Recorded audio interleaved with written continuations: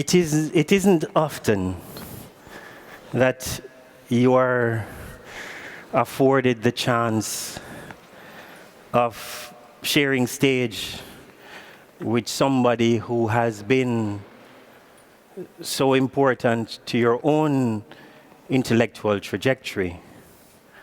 But one could say to that intellectual trajectory of us all. And so tonight, I am very, very pleased, very honored to share stage with Professor Achille Mbembe. And so before I say anything else, I just want you to applaud to welcome him here in Amsterdam.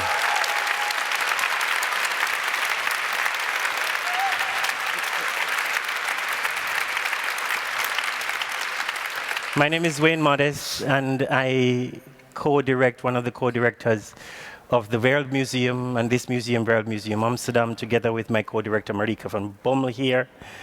And on behalf of the Wereldmuseum, all of its staff, but also our collaborating partner, Brainwash, I'm really happy to see us all here.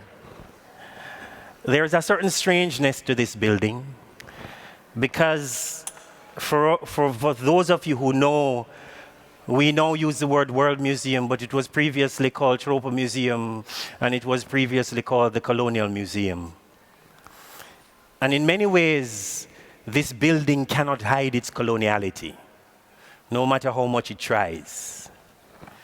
And so a part of this program, like the other programs that we try to do here at the Wereldmuseum, is to try to inhabit the space otherwise, to try somehow to let the spirits, the ghosts, scream out at us,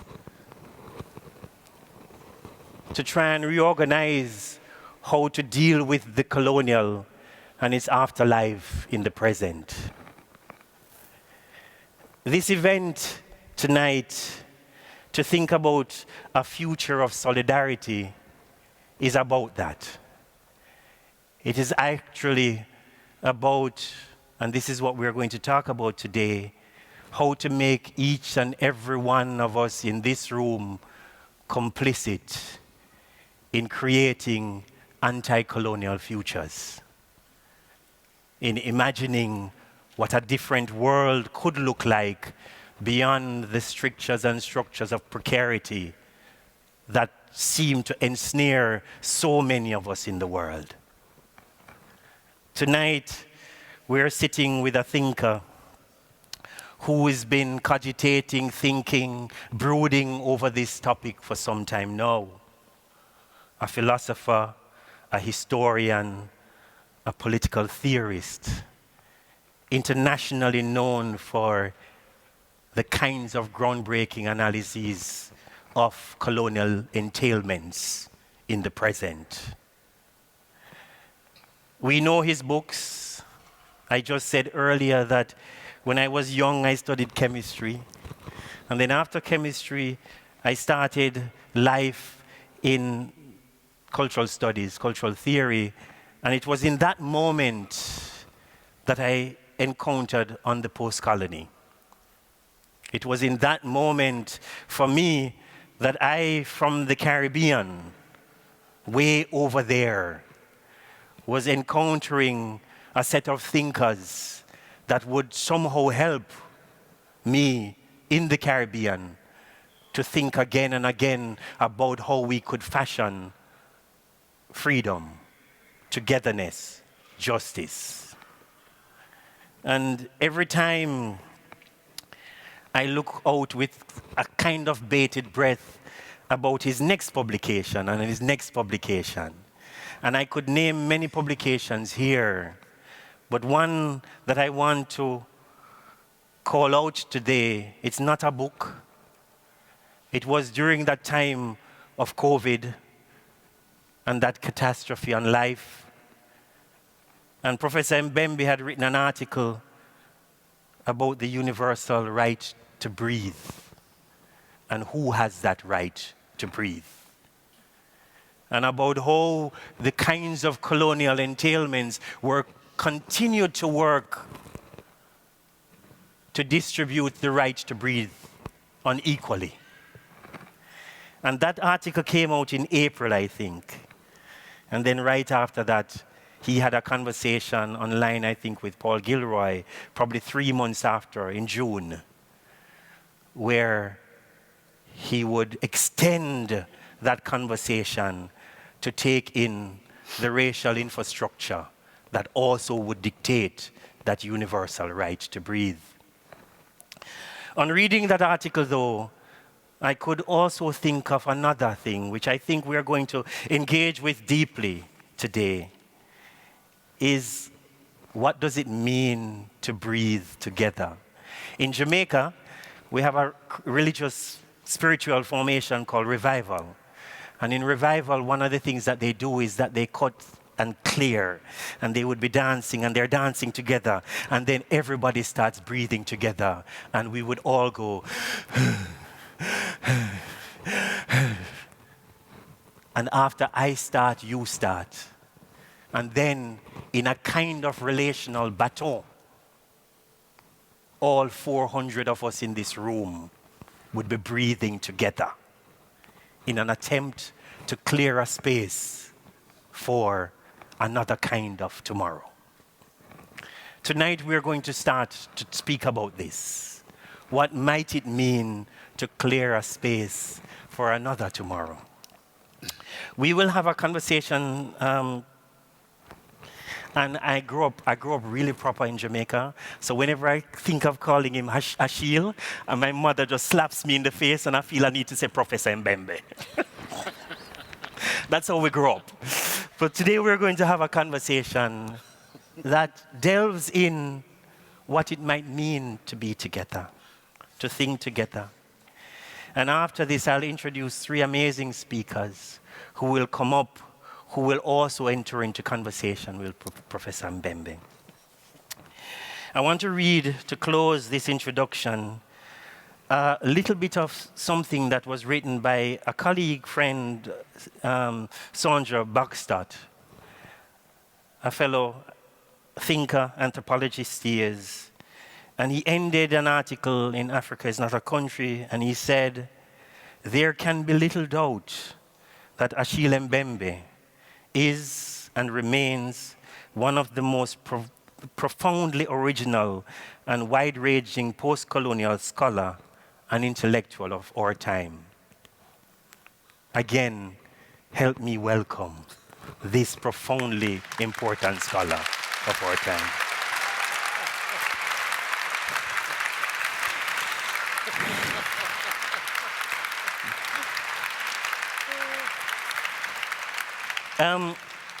What I hope to do today, welcome, Prof. Prof is the furthest I can go. Yeah. What I hope to do today is to sketch, a kind of genealogy of your work, to open up a set of questions. And one thing that is a requirement is that we're going to be talking for about 35 minutes, but it's a requirement that you ask questions. That's a requirement that we have of this museum, that after traveling for so long, you can't sit down there and not ask questions, right? You have to ask him a question.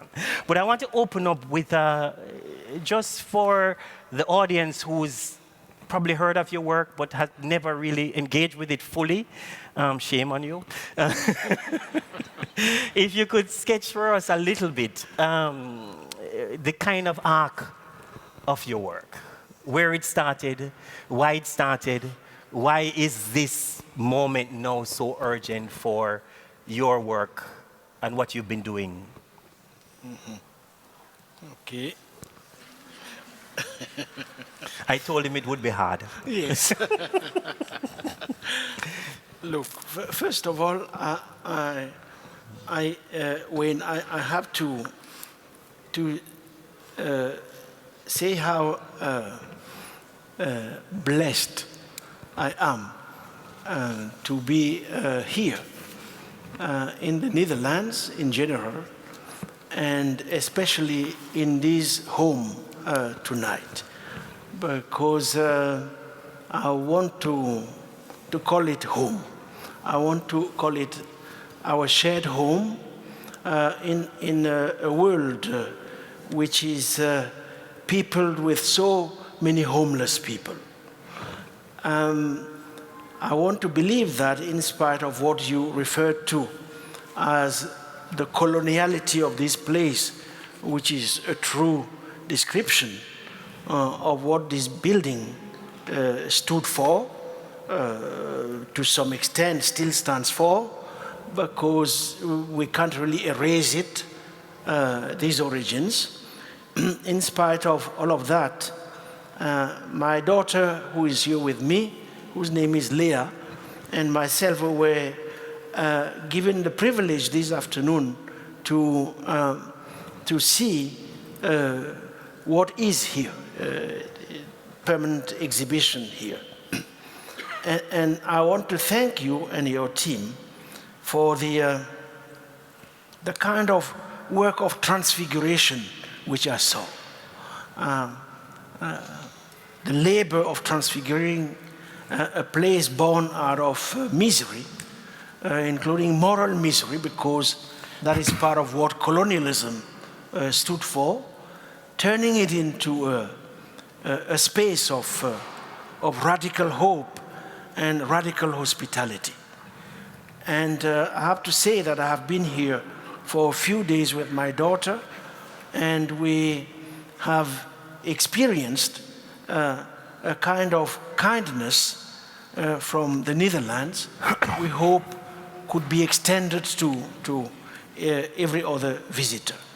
And we could sense that sense of kindness here today. So I don't know how to call you, Director Wayne, since you call me Professor. Wayne is good. Oh, Wayne is good. So Achille is good too. All right, good. Yeah. It's direct and simple. I want to thank you and your team. I want to thank those who are here. I can't really see you because there are two bright lights which prevent me from seeing your faces, which is good because then maybe seeing your faces would make me feel terribly intimidated. So I can hide behind the brightness of the light just to be present.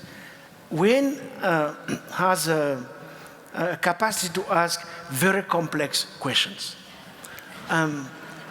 You just heard the first of these. Look, I was born in Cameroon. I grew up there. I grew up in a relatively big family, since there were 7 of us from my own mother, and there were 2 of us who were our sisters and brothers, but from my aunt, whose name was Martina. My mother's name was Teresa. My aunt Martina had lost her husband, whose name was Pierre, during the anti-colonial struggle against French domination in Africa, and in Cameroon in particular. He had been assassinated by French troops on the 13th of September in 1958, at the same time as Ruben Umyobe, who was the leader of the nationalist movement in Cameroon, and who, as far as I'm concerned, was probably the first modern intellectual in our country, in par with other such figures. We know the long litany of them, from Frantz Fanon to Eduardo Monlan to Amilcar Cabral to Samora Machel, up to, of course, Nelson Mandela and many others. A long list of names, most of which fell in the battlefield. in the sense that they paid all of this with their own lives. So I had a grandmother, Susanna, who was really beautiful. She looked like my daughter. And once in a while I see my daughter and I see my grandmother in her face. And she was a staunch believer. She had contributed to the anti-colonial struggle. Concretely, she was a diviner. She was somebody who had acquired a capacity to read about that which is to come. And she was a traditional healer, an expert in the labor with our environment, plants, animals, etc. And most of the times when she visited us, I would hear her sing old songs that had been composed during the anti-colonial struggles. Songs which were prohibited officially. Nobody was supposed to sing them. Nobody was supposed to remember those who had been killed during the struggle. But I would hear her sing all of this. And she would also, because she didn't read, she had not learned how to read, but she was very attached to the Bible, she would ask me to sit down and read for her in her own language, in particular the New Testament in the Bassa language.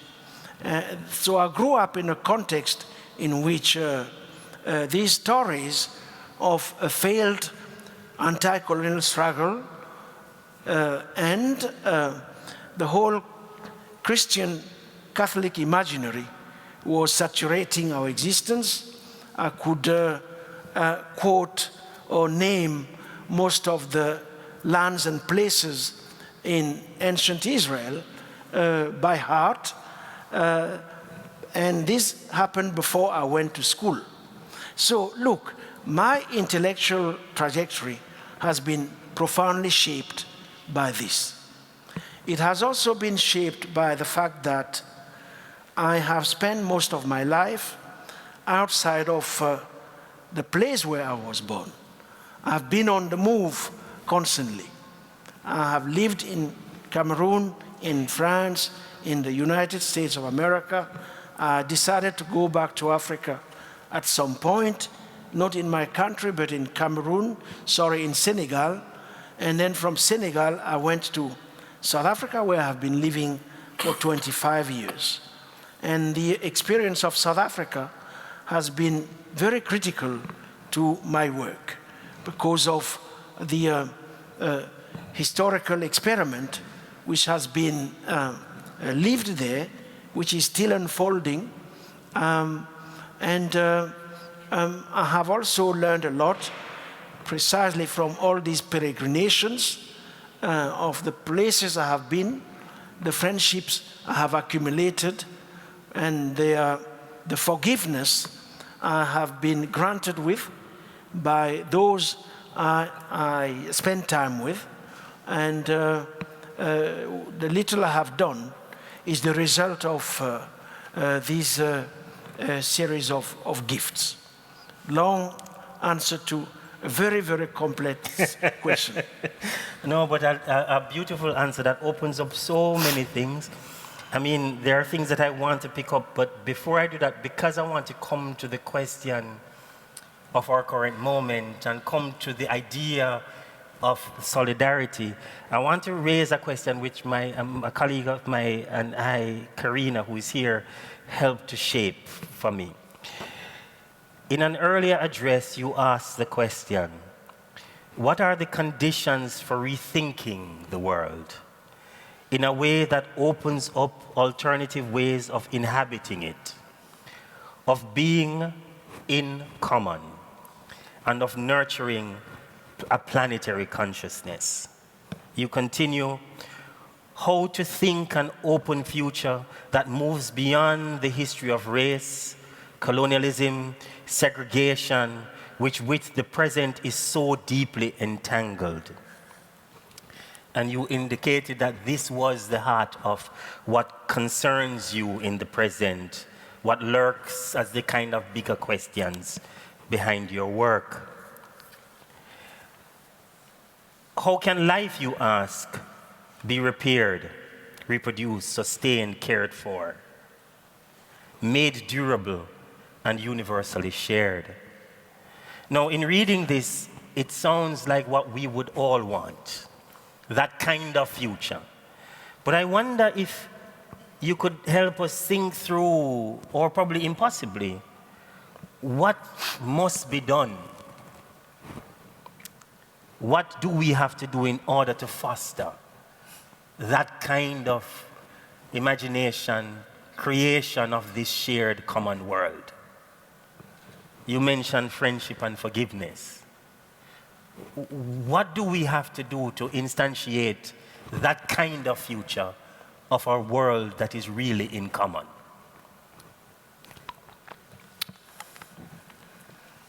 It is a very Leninist question. I'm leaving. What is to be done?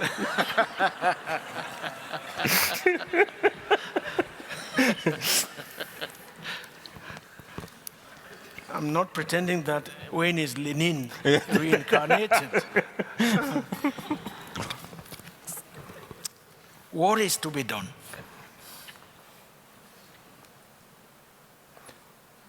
I think that in order to answer that question,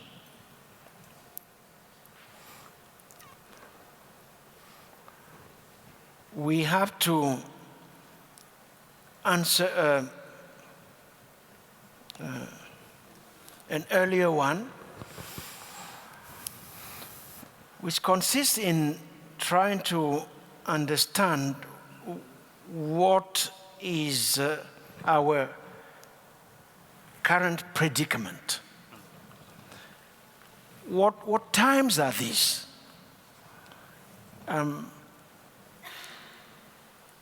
We need to decipher the key paradoxes of the times we live in, of our epoch. And I am convinced that at the core of the conflict which constitutes our current age, there are three fundamental things. Is at stake the question of the futures of life. Futures of life in the sense that life in and of itself cannot be the object of computation. It cannot be calculated with precision. It is by definition open-ended and unruly. It is by definition always in excess of itself. And this we learn by taking seriously the task of opening different archives, in this case, African archives, but also one could say the same of other archives, non-Western archives. Second is the question of the futures of reason. Reason is besieged today in a way it might never have been, let's say, under duress before. Why? Partly because of the concomitance, the coming together of two contradictory processes. on the one hand, the technological acceleration which is unfolding in front of our eyes, which is expanding the frontiers of knowledge itself, in the sense that we are likely to know today many more things that we have never known before. The tools are there to follow this path. And yet, in spite of the existence of, let's say, that possibility, our world has never been so saturated by unreason, by superstitions, by dark emotions and passions, by visceral responses to whatever we are living in. So, futures of reason. Both the futures of life and the futures of reason then highlight a third key issue, which has to do with the futures of freedom, of which you were talking about a moment ago. The concatenation of these three forms of futurity, it's the collision which is structuring the advent of these three questions. That is the conundrum we face. So your question, what to do in front of these three key challenges, as far as I can see, is a very open question in itself. It should remain open. It should remain open, if only to allow for a democratic deliberation on what is to be done. Why is it to be done? A return to big normative issues without which we cannot deliberate on what is right and what is wrong. Because there are wrong ways of addressing these challenges, just as they are just and fair ways of doing so. And as far as we can see, in this disjunctive moment of our common history, the forces which oblige us to go in the wrong direction are extremely powerful, and I would be happy to explore or justify what it is that I mean by wrong direction. I want to come back. Yeah, I know I'm coughing, so he turns off it. Good, thank you. I want to come back to something you say about the future of life, but because I also promised that we're going to do a different kind of architecture in this conversation, I want to ask you something totally different. I want to locate myself in the Caribbean. I want to be a Caribbean person who grew up, I won't tell you my age, but who grew up in a moment in the Caribbean when there was a hope. The kind of 1960s hope. The kind of hope that emerged from the Bandung Conference as anti-colonial struggles and the possibilities that they proposed. The kind of democratic socialist project that Jamaica, but also other parts of the Caribbean emerged. The kind of hope that came from Bob Marley, from Peter Tosh, from that other kind of archive, and here we're talking about a musical archive, that would imagine what a different kind of future could look like, that was really about that world in common. Bob Marley struggling for what, Peter Tosh especially, for what was happening in South Africa or in Zimbabwe. What do you think we can learn today from those different histories of anti-colonial solidarity in the past? What can we draw from, or is there anything that we can draw from for this current moment?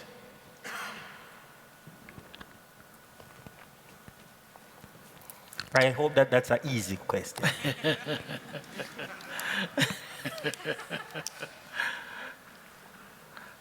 I think that there's so much to draw from those experiences, as well as those other experiences which preceded what you are referring to. I would like to believe that the Caribbean has played a pivotal role precisely in making possible those forms of radical dreaming.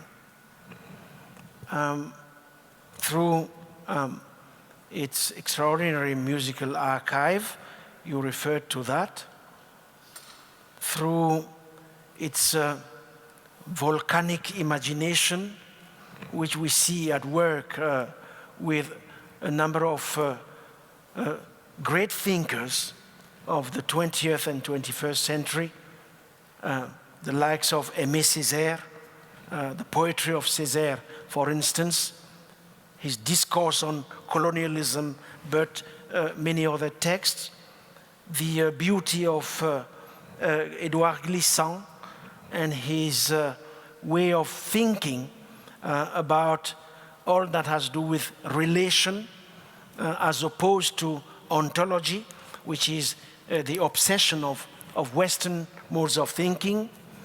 The capacity of the Caribbean to irradiate throughout the world in its vicinity, but also in the far away, let's say, drawing in that process the resources of what Glissant called le tout monde, beginning with Africa. Africa as the youngest and the oldest daughter of the earth.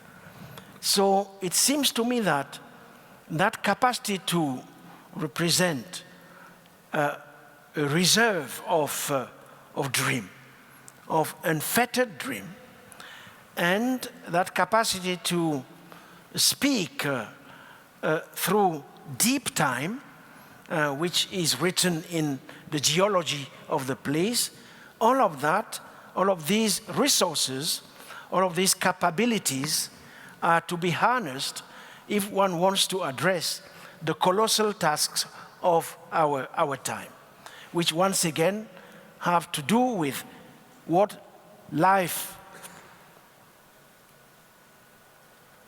kind of life form we want to render durable, we want to share, what kind of freedom it is that we want to imagine, and what form of reason might help us to liberate ourselves and reconcile ourselves with the totality of the living beings and entities which people the earth. That's how I would frame the issue. I'm coming back to that because I want to come back to your grandmother being a diviner. I like that. And the question of the planetary and moving beyond the human, the more than human. So I want to come back to that. But there must be a question out there. Who has a question? And we're not going to give you the mic because that's dangerous. But you still have to ask a question. Can I see hands? There's a question here in front and a question there I see. So 2 questions and that's it. Run the mic. Oh yay, there are 3 questions. Let us start in front. And we're going to take 2 questions first. So first yours. Yes. Hello. Wonderful to be here. I had this question immediately about your grandmother and her divination, in fact, and how did she reconcile that with Christianity and the Bible? All right, hold on, and we'll take this question in front first. Who was the question? All right, let's do these 2 questions first, and then I go to the back. What? Oh, okay. All right. Who has the mic and can... All right, yes. Please pose the question, and then we come to your question, all right? Yes, again, thank you so much. My question was about, you mentioned ontology, and I was wondering, forgive me if I'm wrong, but I think it was Zoe Todd who said that ontology is just another word for colonialism. And as a philosophy student, I wonder how much do you think, or what is your idea on the terms and the language that we use to think about the future? All right. So divination and Christianity and the question of ontology and language. All right, yes. I think she didn't see any contradiction between the practice of reading through the night, which is really the practice of divination. It's how is it that you read through the night? And how do you exercise a function? In French, we call it la veille. I don't really know what's the translation in English. Le veilleur is that person who doesn't go to sleep because he or she is in charge of making sure that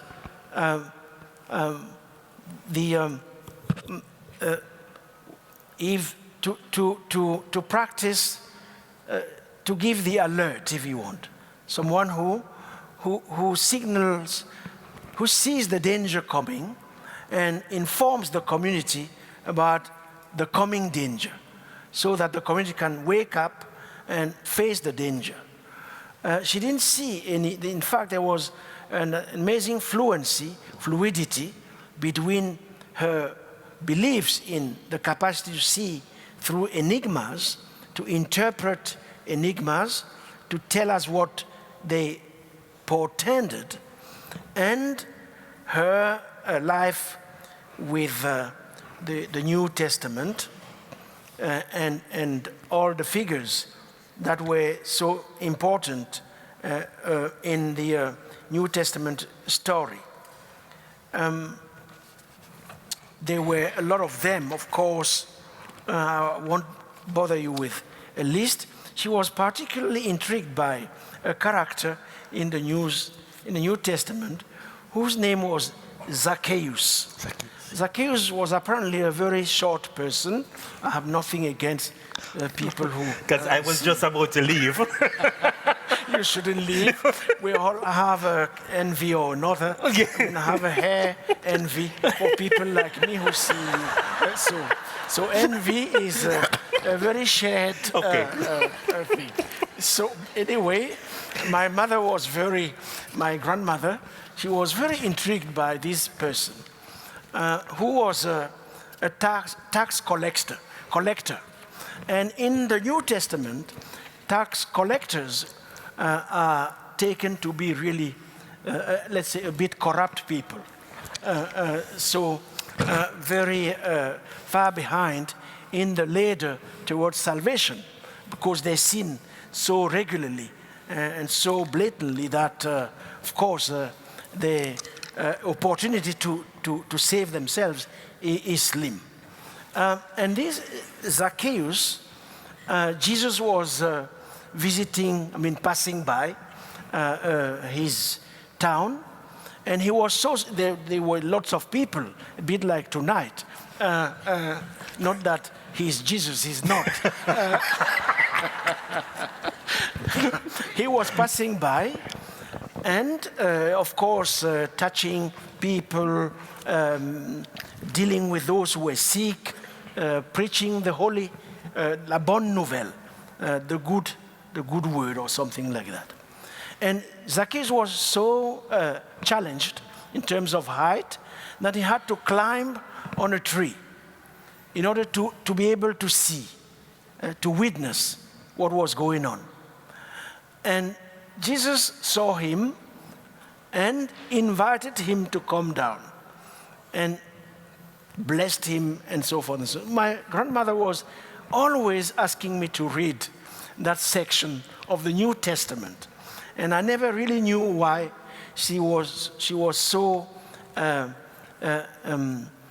enamored, you would say, with this rather dubious character who nevertheless benefited from the grace and la miséricorde divine. But that's a story. There are many of them.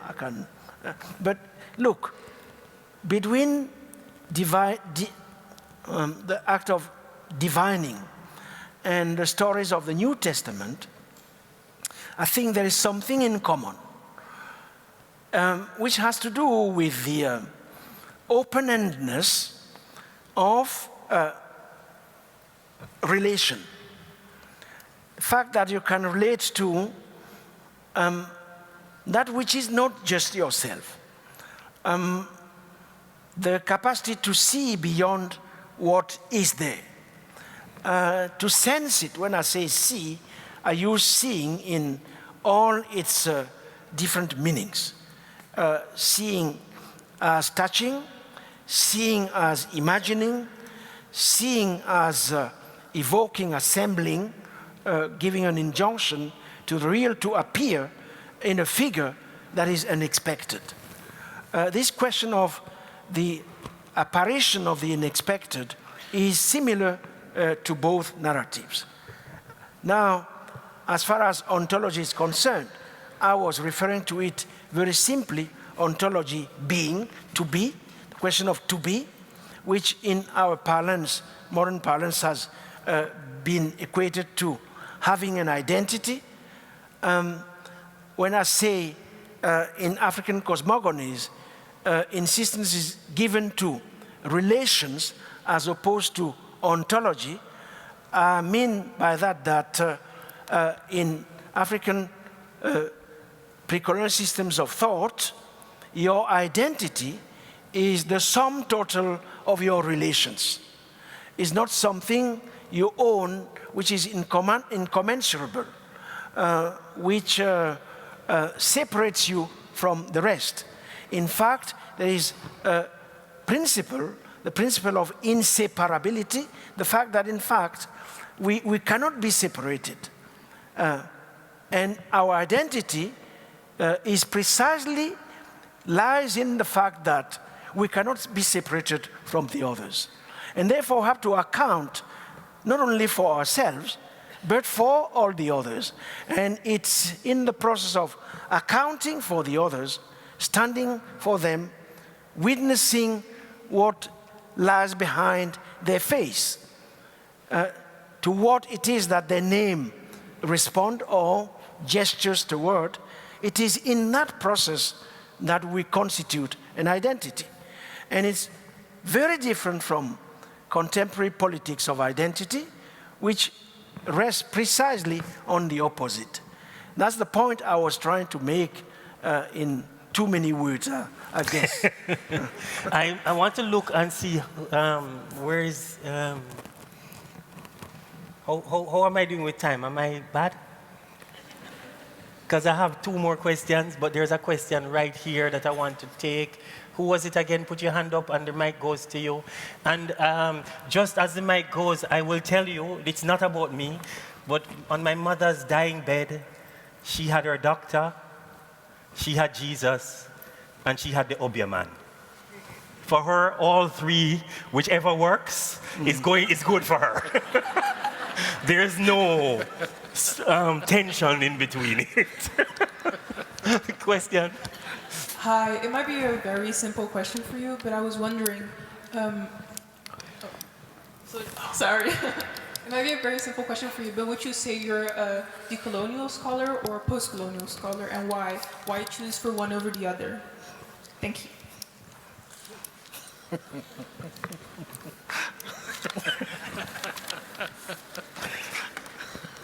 Or both? Should I? Yeah. Certainly. Oh, look, I don't want to disappoint you, but I'm none. And I'm really serious when I say that.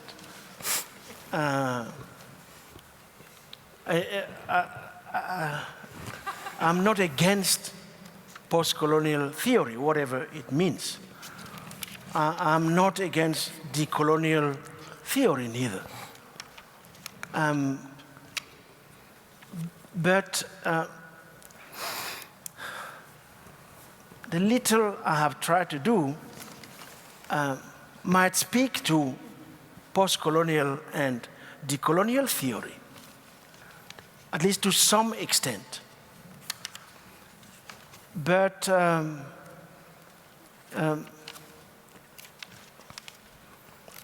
and And of course, I mean, you read what is written, is the postkolonial theories and all of that. And nobody takes me seriously when I say that I'm not.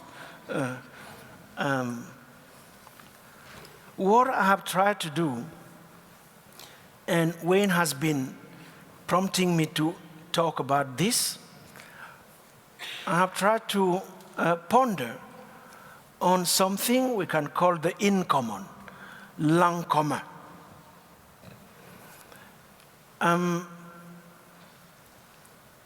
I believe that precisely because of colonialism and what preceded it, those of us who were born and live in those distant lands, have become, at times in spite of our own desires and own will, we have become parts of a system in which, of course, we have been written on an asymmetrical position, which is imperialism, all of that. But in the process, as Frantz Fanon himself has said, we have inherited the wholeness of the world. What we inherit, he says, is the world in its totality. He doesn't, in that same text, draw the consequences of inheriting the world in all its paradoxes. But what we really inherit is the world at large. And we become responsible for it. We can no longer say, you know what, they are there, I'm here.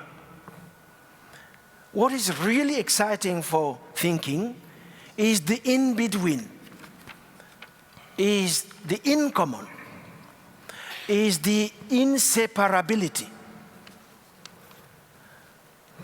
That is what is driving my intellectual energy. To pause and to meditate on that which binds us, both as an intellectual project and as a political project. Because I believe that there is something that separation is impossible, or it's only possible at the price of elimination. And that is what we see happening in Gaza, but also in other parts of the world. And what we have tried to do in South Africa, which is an entirely different paradigm, is premised on the recognition of our inseparability. It's not possible to separate, and therefore to discriminate, and therefore to segregate. It's not possible, or it's only possible at the price of something really extreme, which many of us are not even willing to contemplate. But we live in a world today where many want to contemplate it. They want to contemplate the possibility, the ultimate possibilities of a politics of separation, and a politics of discrimination, and a politics of segregation. Racial segregation being, of course, at the apex of all of that, because it has to deal with species. At least such is the belief. So all of this is not really what you find expressed in the way I have done so in postcolonial or decolonial theory. What is good, now I have to say about what is good in decolonial and postcolonial theory, is that for postcolonial theory, the best of it, there is an insistence in exploring the in-betweenness, that which is in between. hybridization, syncretization, creolization, the bringing together of things which look as if they were separated, which in fact, as Wayne was saying, his grandmother has resolved what is it that works. Very functional, but it's not just functional. It goes beyond sheer functionality and pragmatism. What is good in the decolonial is the uncompromising critique of colonialism, or if you want, koloniality, which has created so much misery, so much violence in our world. Violence against people, violence against bodies, nerves, violence against nature, violence against anything that is not so-called human, the category of the human itself being restricted to a few of us. So, I'm not saying that I'm against decolonial theory. I'm not saying that I'm against postcolonial theory. I would like to be remembered as somebody who, because maybe of all that I told you about where I come from and where I ended up being, and the kindness with which so many people treated me, and they forgave me whenever I was not up to it. Because of that, I have been led to pay particular attention to what it is that binds us, so that when I look at Wayne, I see his face, and I'm tempted to see in his face elements of my own face. It is that discovery journey I feel energized to look into. So look, it's really a long response, but hopefully tonight in Amsterdam, I'll put to rest the prejudice which wants to always describe me from what it is that I don't claim. So that's it. Thank you. At this point, I want to invite three amazing scholars, thinkers. They might even imagine themselves or describe themselves as activists. But what they are as well are writers. I want to invite Clarice Gargaard, author of From Resistance to Revolution. I want to invite Shivan Jagru, author of Voorbij Duurzaamheid, or Beyond Sustainability. And I want to invite Nani Jansen Reventlow, author of Radical Justice, to the stage, who are going to come and engage with us in a little more conversation. And for this, we have to get up and walk around just that you can see that we are, but we're going to change the stage behind us. Okay. Yeah.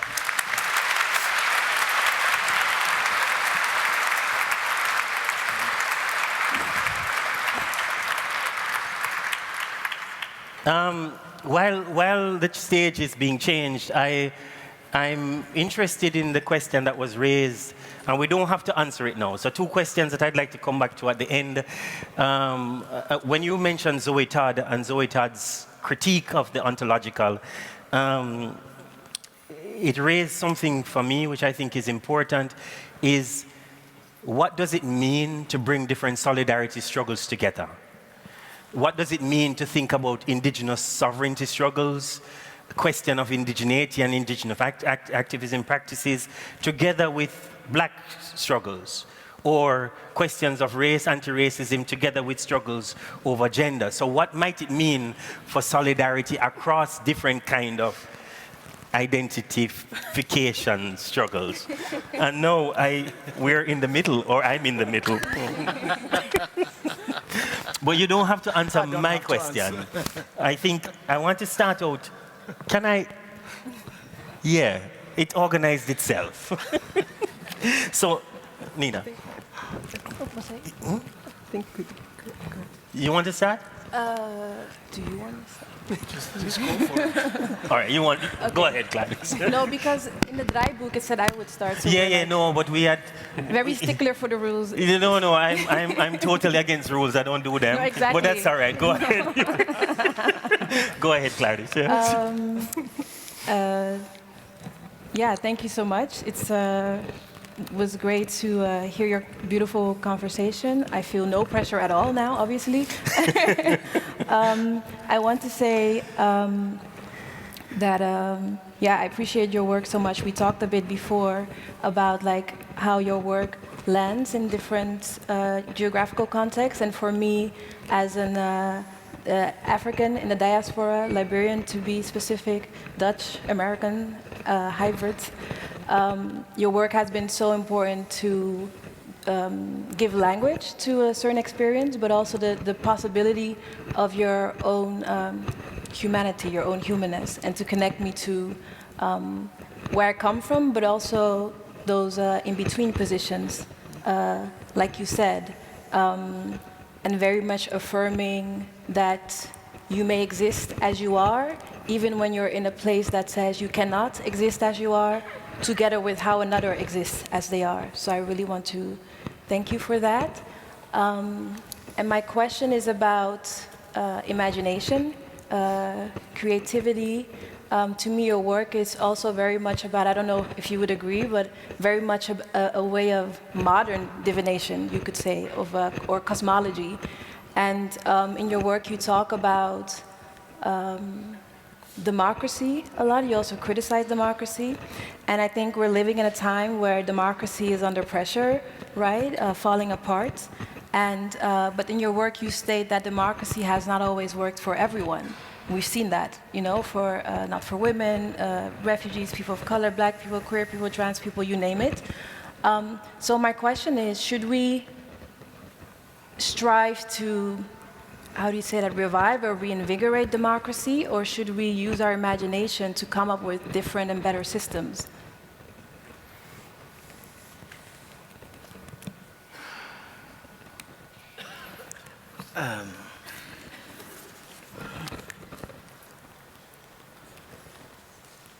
I will try to speak from my position in Africa. I have been the director, not the professor, but the director of an institution many of us created a few years ago, which is called the Innovation Foundation for Democracy. It is headquartered in Johannesburg, South Africa. It has outposts in most of the continent, in Abidjan, in Yaoundé, Nairobi, Maputo, the Indian Ocean.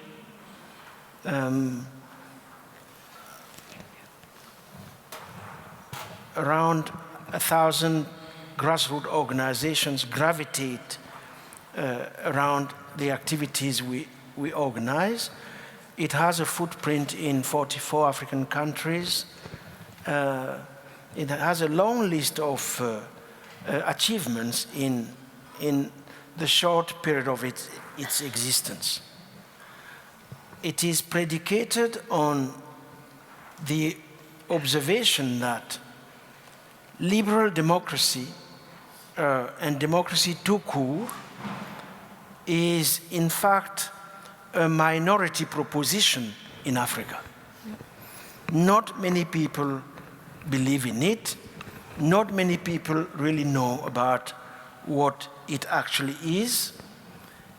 Not many people think that in a context in which the key issue is self-determination and sovereignty, not many people believe that that is possibly a tool for emancipation. Many believe that it is but a construction an invention, a Trojan horse coming from the West, which is introduced amongst us in order to render us ever more subservient to geopolitical forces that have been plundering our resources and humiliating us on a global stage. And you do have an intellectual tradition in Africa that has been very suspicious of democracy at large, or tout court, if you want. Now, to answer your question directly, I have to put on the table two observations. The first is that authoritarianism and tyranny, because that's what it is, colonial tyranny and other forms of post-colonial tyranny, have resulted in most parts of the continent in a massive debilitation of our endogenous capacities to stand up on our own legs.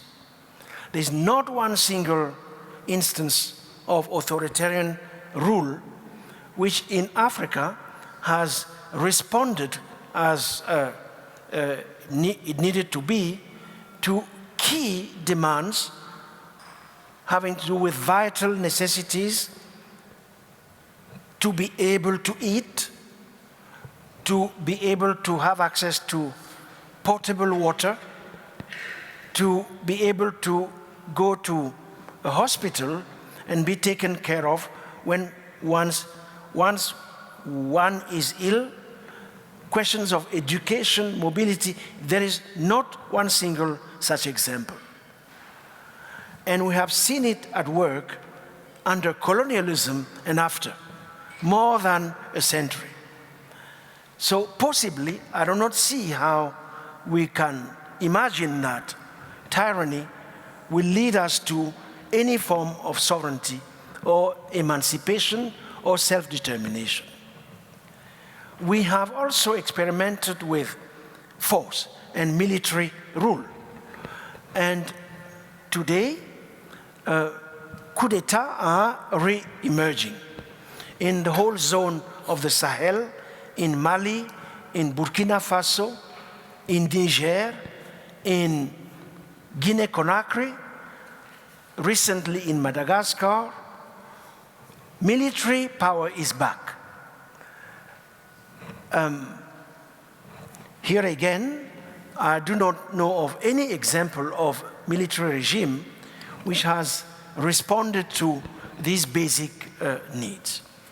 There are other forms of power which are emerging outside of state forms, Islamic fundamentalism, especially in the Sahel region, but also other forms of extraction which have a very long history. You see it at work, especially in places such as the Congo, but also in Nigeria, spearheaded in particular by market forces run amok. So that is the landscape. So the belief of the foundation we have put in place is that the only way to respond to the demand of self-determination, which is a real demand of sovereignty, understood as the capacity, in fact, to share dependence, because that's what sovereignty is all about. Here and everywhere else. It's about the sharing as equitably as possible of what binds us. That's how we understand it. Pan-Africanism, in its original sense, as a form of internationalism predicated on the full recognition of the dignity of each other, especially of African people and people of African descent, because of the history we know, because of the ways in which the violence of the world has kept them under all forms of yoke, something we still see today in racism and the resurgence of white supremacy. Because of all of that, the only possible way to regain dignity and decency is through what we call substantive democracy. Not just formal democracy, not liberal democracy, but substantive democracy grounded on our collective intelligence and our endogenous forms of knowledge and our struggles, because there have been struggles against democracy throughout, at least I would say from the 18th century on, a recapture of those memories, a reigniting of that radical imagination. There's a path there we have to occupy and reinvest precisely in intellectual work, intellectual research, reinvest in, I won't call it training, but co-learning, that we learn together. We recognize the existence of multiple forms of expertise. It's not just academics, it's everyone who is producing one form or the other of knowledge. And the mutualization of those forms of knowledge and the support we give to actual organizations, especially young people and women. So that's where I stand politically. So if you ask me whether I support Ibrahim Traoré in Burkina Faso, I'll tell you no. I don't support him. If you ask me whether I believe in the kind of so-called Pan-Africanism he is advocating, I don't believe in it. Not only because it is contrary to what the Du Bois and many others thought about, but also because it doesn't really make sense intellectually. So that's where I stand, Clarice. I imagine it's pretty clear.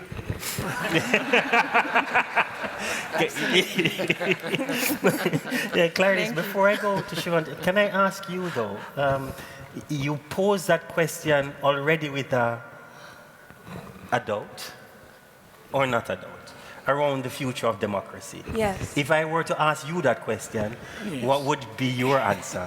After that answer? No pressure. Quickly, just. Yeah. I think, what you just said, Professor or Achille, no, just call me Achille. Yeah. Uncle? Uncle or whatever. It's even better. Yes, I'll go with Uncle. My mother would prefer it. But it resonates with me on different levels. Of course, we already talked a little bit about this during dinner, but of course I understand and I see it in my own family, the popularity of someone like Traoré because of the way African leaders have been villainized and murdered and freedom fighters. So there is this need for leadership that is so focused on African liberation that sometimes we forget that we need to criticize all of our leaders all the time. And you see that often with militarization also comes the oppression of minorities, of the freedom of press, freedom of speech. So I think for me it's very, but you also see the same thing with democracy now, that it has failed and it always has failed us, and always has failed also non-Western countries and used as a way to imperialize. So for me, I don't think I have an answer to what the alternative may be, but I think even just posing the question, and being able to imagine that there is an alternative is already a way of sort of manufacturing an answer. And I think that is something that we need to do together with, like you said, with different forms of knowledge. I know that my brother came up with this answer that in Botswana, it's interesting what they do there, for example, where they work within a democracy, but also work with chieftaincies, right? Where it's more on a local level and together with people from the communities, and it's everybody from a farmer to a fisher to a diviner that work together to think about how to best serve the needs of all the people in the country. So yeah, I think that would be my answer. Very nice answer. And it also, I mean, I want to move over to Siobhan now, but it also opens up the space. I won't call any names. That you're inviting us to be critical to any place that would say that it is the greatest democracy in the world. I won't call any names. Siobhan, your question. Yes, thank you. Thank you so much. Hope mic check, 1, 2. Yeah? Yeah. Thanks so much for your amazing conversation and talk. Professor, Uncle Mbembe, I don't know. I think in my question, maybe we should shift gears a little bit. Not too much, though. I wrote it out, so forgive me. The histories of colonialism and slavery have led to forced displacement and migration. Many communities of color, also here in the Netherlands, were uprooted from ancestral lands, moved through plantation landscapes, and now live in the metropoles of former empires. In cities like Amsterdam, The Hague, London, Paris, etc. Their sense of belonging is formed in the afterlives of the plantation, or in the peripheries of Europe. Meanwhile, the extreme right and neo-fascist forces are on the rise in those very same countries and the very same cities. However, their sense of belonging is the contrary. It's not scattered, it's not multi-continental. It is bordered, it's one-dimensional, and it's aggressively territorial. This raises question about how we can think of ecology and belonging, especially thinking about earthly communities and earthly belonging. My question is twofold. First, in face of the far-right movements that imagine territory as racially owned, how can ecological relationships help cultivate forms of planetary solidarity that are at the same time inherently and unapologetically anti-fascist? Or to put it in another way, should we say that fascists are also ecological creatures, even though they don't like to hear that? And the second question is related to this. How might minoritized and racialized communities in the global north, in the metropole, imagine ecological belonging differently?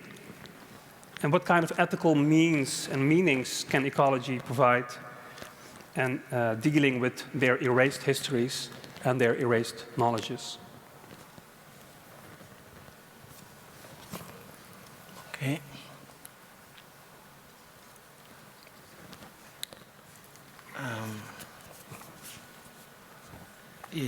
Siobhan, you raised so many questions that I don't know how to enter into this, but look, I understand that the point is not for me to answer systématically, so I'll just, je vais rebondir sur l'un ou l'autre aspect de ce que tu viens de partager avec nous. First of all, on borders, or for that matter, on practices of borderization, of border making. It is true, I mean, since you were very specific about where it is, what place you're talking about, that the European Union, as we speak, doesn't know where its borders are, or let's say it knows very well where its borders are, in the sense that it considers its borders to be everywhere or anywhere where there is a risk of migration. Somebody is entertaining the idea that, oh, maybe I have to go to the Netherlands or to France to make a life. Let's say you are dreaming about that in Burkina Faso, then the border of Europe is right there at your door. That's how the EU imagines its borders nowadays. Well beyond the Westphalian principle, which was somewhat, we are told, at the origin of the partition, part of the partition of the world in modern times. So, borders in that sense become externalized at will. They keep changing, of course, and they become portable. Portable in the sense that they are written in certain bodies. In most instances, non-white bodies. And wherever a non-white person is on the move, he is or she is more likely to be stopped as to justify why he or she is there, where he or she is going, for how long, etc., etc. A whole set of questions which attest to the current drive of preemption of mobility for certain classes of the population in a brutal calculus of death, life, and migration, which is to a large extent an acute manifestation of the necropolitical, just short maybe of, I mentioned a location a moment ago, the G word. Let's just call it like that. So you have that. It calls for a critique that is attuned to what is going on. Second thing going on, the inscription of these processes in logics of computation,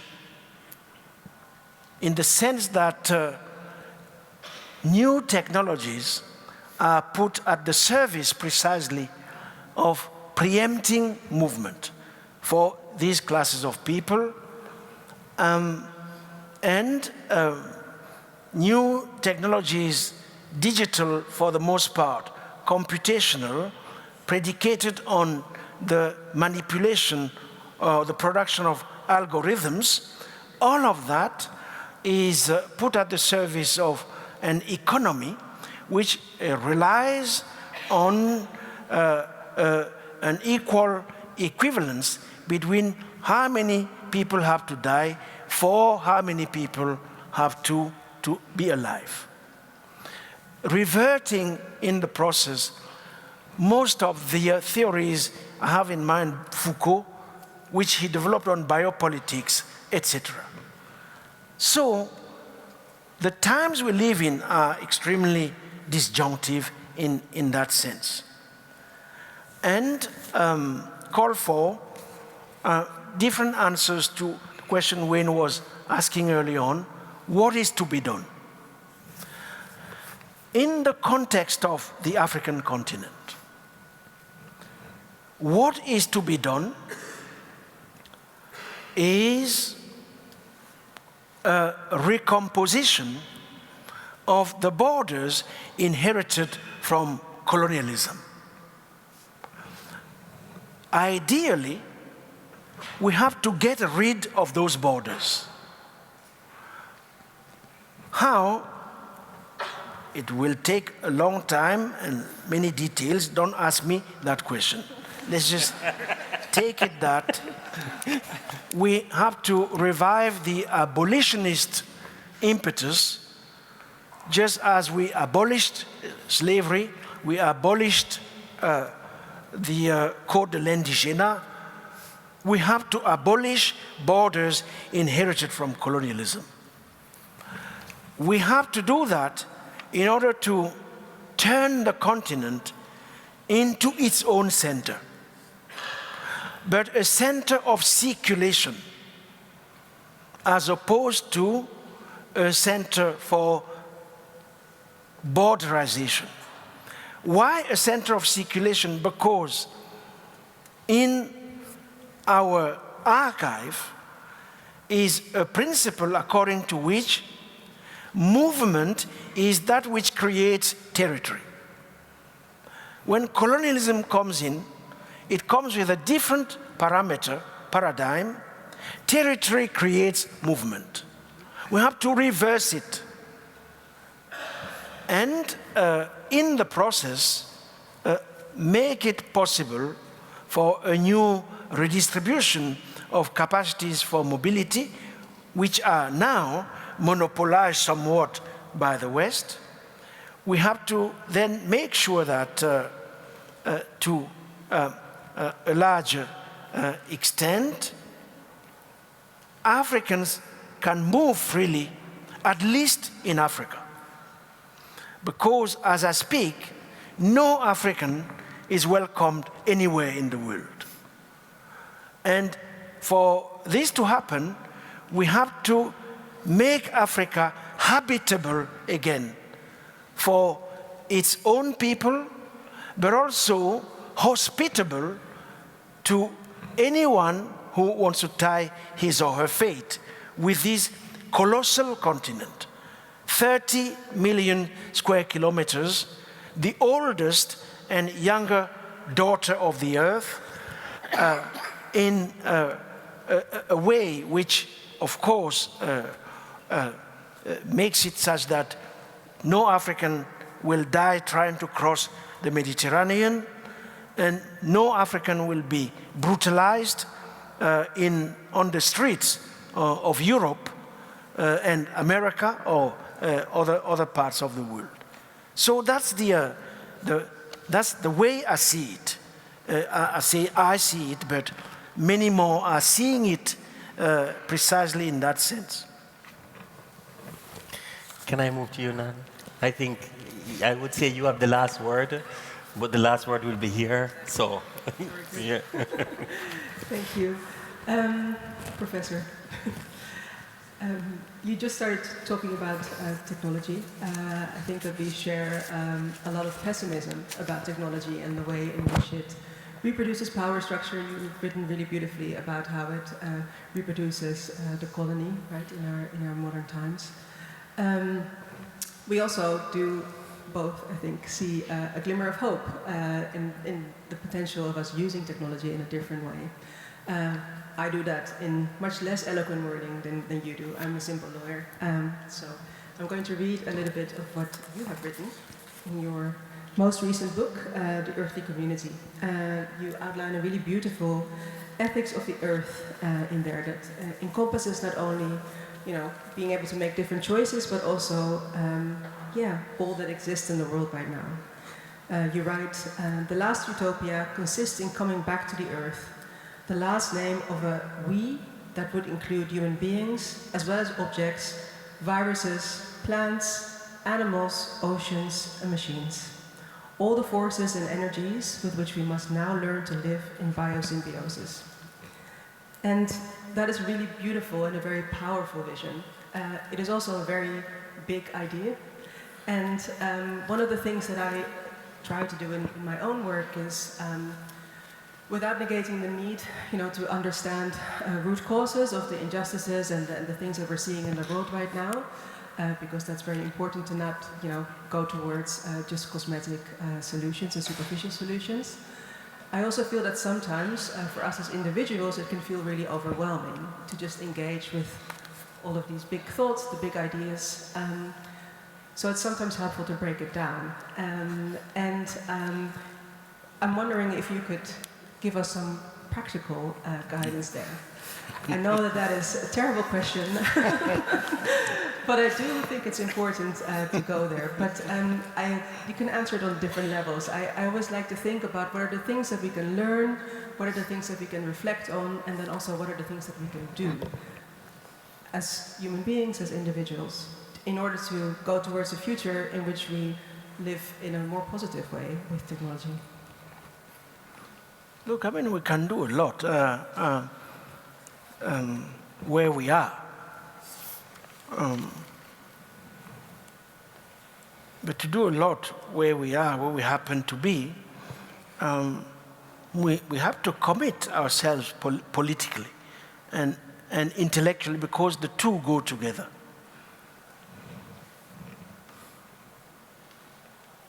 And there are many different ways of committing oneself politically. It depends on, once again, a reading of the key challenges of those places where we happen to be. And personally, I have found that of late, in any case, over the last 4 or 5 years, that the kind of intellectual critique some of us articulate has to be supplemented with actual engagement on the ground with activists and practitioners and those who are busy trying to transform our conditions of living.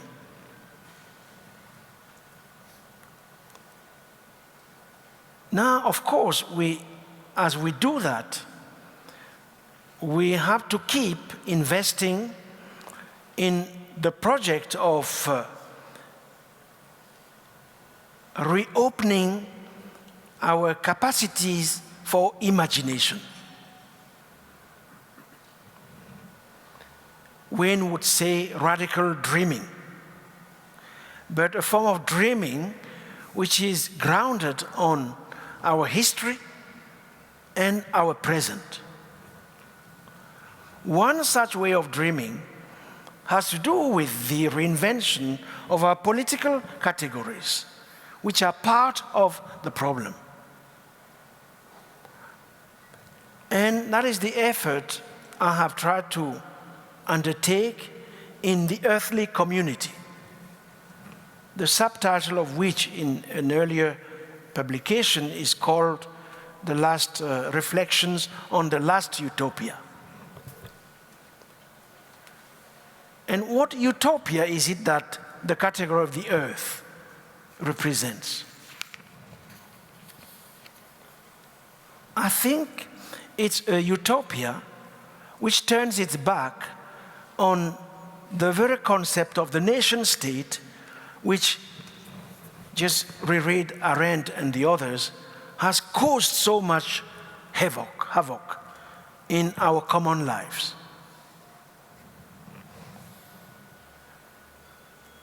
With its conceptions of who a citizen is all about, who belongs and who doesn't belong, how do we distinguish between a citizen and a foreigner, etc., what it is that a citizen can claim, whether a foreigner has any right to claim any right at all.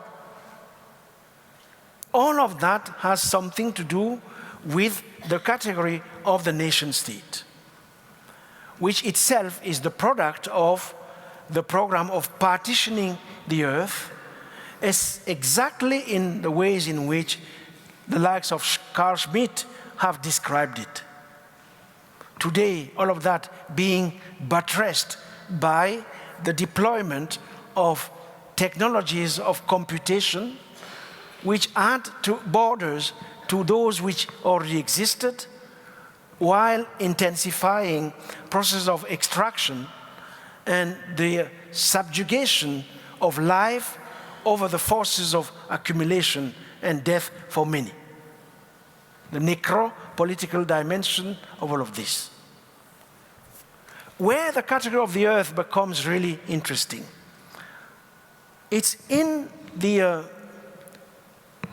concrete reality that nobody owns the earth. It escapes any form of appropriation. In spite of you own a little piece of mine here, you have a plantation there, but you don't own the earth. You cannot own the earth.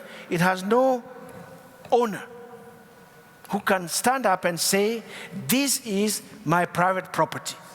If you want, it is inappropriable. So we have to expand that concept of the inappropriable. Are there other similar entities which can pertain to the realm of the inappropriable, that which we cannot own, because we own it in common by necessity? So we have to undertake that theoretical work. The second thing the category of the earth offers, which for me is extremely excites my imagination, if you want, is the fact that the earth is probably the only planet in the universe in which you find almost everything. And when I say almost everything, I mean not just we human beings, but all the other entities, living beings and things, without which we wouldn't be able to live, because we depend on them constitutively to ensure our presence, continuous presence on earth.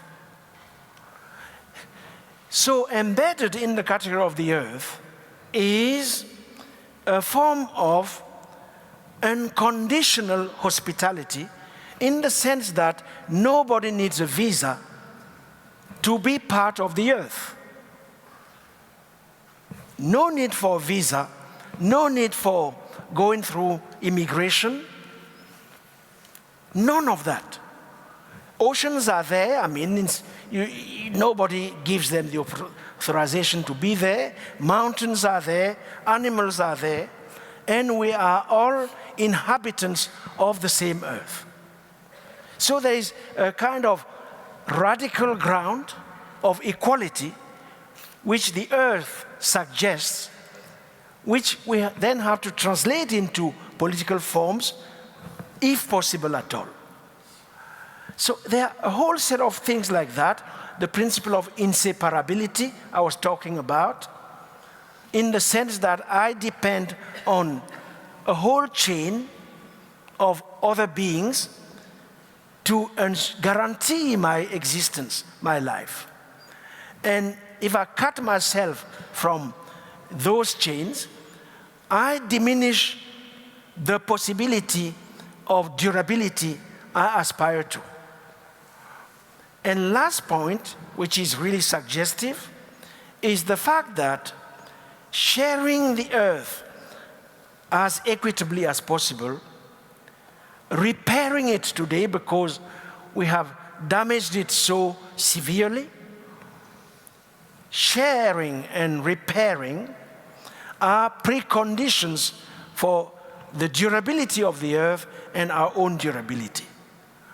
So on that basis alone, we do have an entire different, we have elements to devise an entirely different political theory of what the state might be, of what it might mean, let's say, world government or whatever, planetary justice, intergenerational justice, gender justice, etc. So if you want, and I will really end there, my dear Wayne, because I'm pretty exhausted. I thought that slavery had been abolished until I came to the Netherlands, where they wake me up at 8 o'clock in the morning by 10 o'clock, I'm already in one form or the other of the plantation. And it goes on like that until I don't know what time it is now, which I enjoy very much because I can be a happy slave in the Netherlands.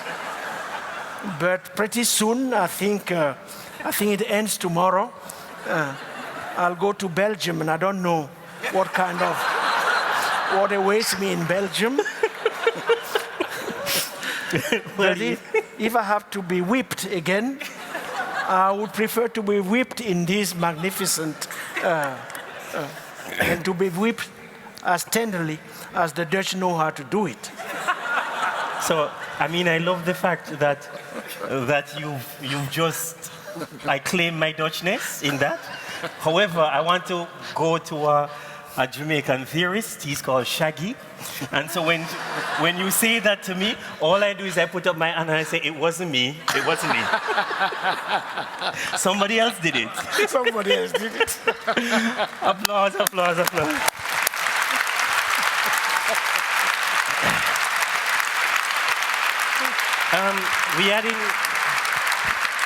I used the word activist to describe your work, not because you might not use the phrase itself, but I say it all the time, if activism is anything important to me anyway, it is that space one inhabits when one says that another world is possible. It is an impatience with the status quo. And what I enjoyed about your intervention is also what makes it important, your work, because your work in this audience impacts generations. There are, I've heard that you also interact with very young people as well, and your work continues to inspire that generation. It is something that we grew up with in the Caribbean, that we grew up anyway in my intellectual grounding in the Caribbean, of trying to be in a long line of mentorship, in a long line of regard, in a long line of sharing and developing intellectual work together. And so I'd love to thank you three for being here, and forgive me for saying this, but especially Professor, Uncle, Achille, to thank you for the generosity.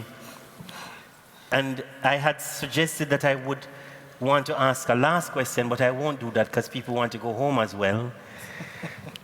But rather to thank you for what you opened with, which is friendship and forgiveness.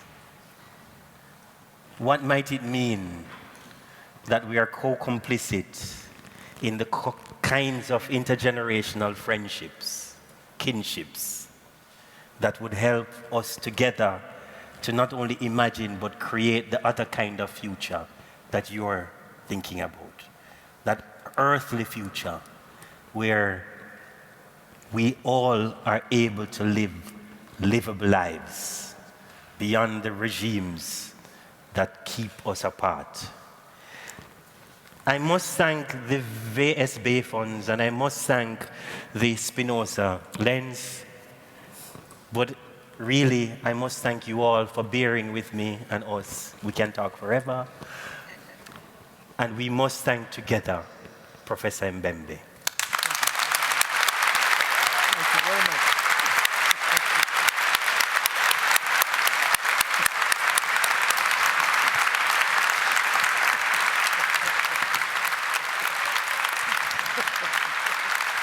You're a magician. And there is somebody out there who is always telling me what to do, but they didn't tell me what to do now. So I think I will say, we're done. And there's drinks. So we invite you to drink with us.